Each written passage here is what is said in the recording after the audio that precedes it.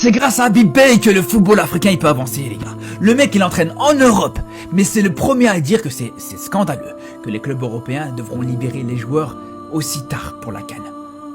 Respect, franchement respect à lui les gars. Respect à lui, c'est le premier qui sera perdant dans cette histoire parce que voilà, comme tous les entraîneurs du monde, tous les entraîneurs d'Europe, voilà, quand tu perds tes joueurs pendant la CAN, c'est compliqué. En plus de ça, c'est encore plus compliqué pour Habib Beye qui est sous pression. Il y a un mois d'ici, il a failli se faire virer parce que les résultats, c'est compliqué. Et malgré ça, voilà, il sait qu'il va perdre les joueurs pour la CAN et il te dit non, c'est pas normal. C'est pas normal que les joueurs partent aussi tard. C'est pas normal qu'à la base, ça devait être prévu pour le 5 décembre et maintenant c'est pour le 15 décembre.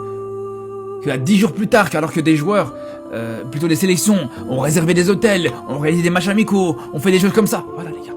Pendant que de l'autre côté, on va pas se mentir les gars, et je m'en fous, c'est pas parce que je suis marocain qu'on va pas le dire, j'en ai rien à foutre les frères.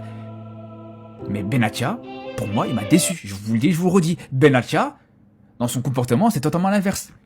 Le mec veut garder ses joueurs africains jusqu'au 15 décembre, jusqu'au bout du bout.